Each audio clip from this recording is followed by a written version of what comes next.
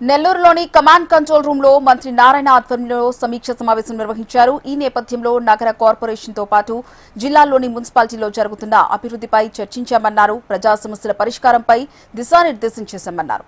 ప్రభుత్వ లక్ష్యాలను నిర్దేశిత సమయాలలో పూర్తి చేయాలని అధికారులను ఆదేశించామన్నారు. పరిపాలన ప్రజారంజకంగా ఉండాలని అధికారులకు సూచించారు. రాష్ట్రంలోని 123 మున్సిపాలిటీల్లో 20,000 కోట్ల అభివృద్ధి పనులు కొనసాగుతాయని, అమృత్ పథకం కింద ప్రతి ఇంటికి మంచినీటి కుళాయిలు 2 ఏళ్లలో ఏర్పాటు చేస్తామని, గత పాలకులు రాష్ట్రాన్ని చెత్తమయం చేసి వెళ్లారని ఆరోపించారు. అలాగే అన్ని మున్సిపాలిటీల్లో ఎండ్ టు ఎండ్ రోడ్లు ఏర్పాటు చేస్తున్నామని, అన్నా క్యాంటీన్లలో నాణ్యతను వారానికో రోజుకో పరిశీలిస్తామని తెలిపారు.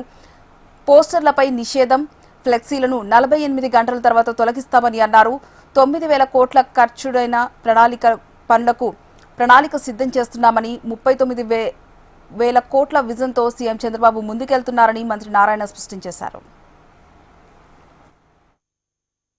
ఏఐబి, యుఐడిఎఫ్ ఈ 3 ప్రాజెక్టుల్లో ఈరోజు రాష్ట్రంలో 20,000 కోట్ల రూపాయలు వర్క్ జరుగుతున్నాయి. గతంలో ఎప్పుడు కూడా ఇన్ని వేల కోట్ల రూపాయలు మున్సిపాలిటీస్లో జరగల.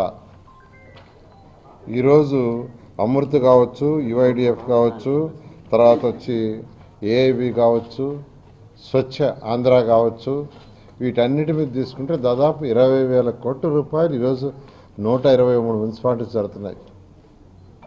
వాటిలో నెల్లూరు జిల్లా తీసుకుంటే అల్లూరుకి 14.44 కోట్లు దాంట్లో శాంక్షన్ చేసాం. ఇది కేవలం అమృత్ ఏఐబిలో. ఆత్మకూరుకి 33 కోట్లు, బుచ్చిరెడ్డిపాలెంకి 89 కోట్లు,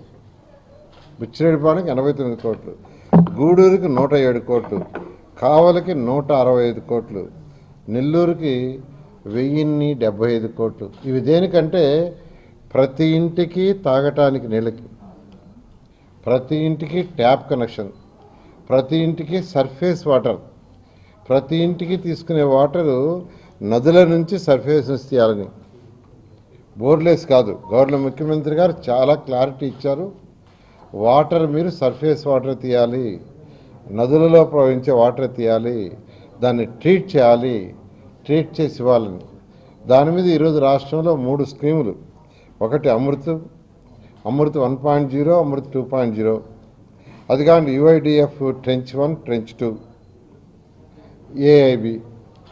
వీటి మీద ఈరోజు ప్రాజెక్ట్ ఆల్రెడీ గ్రౌండ్లు అయిపోయినాయి, టెండర్లు అయిపోయి గ్రౌండ్ అనే వర్క్ జరుగుతుంది. 2 సంవత్సరాల్లో పూర్తి చేసేట్టుగా ఆదేశాలు ఇచ్చాము టెండర్లో. ఆ విధంగా వర్క్ జరుగుతుంది. దాని మీద యాక్చువల్గా ఈరోజు ఎస్సీ పబ్లిక్ హెల్త్ను మున్సిపల్ కమిషన్స్తో మెయిన్గా డిస్కస్ చేయడం జరిగింది. అదేవిధంగా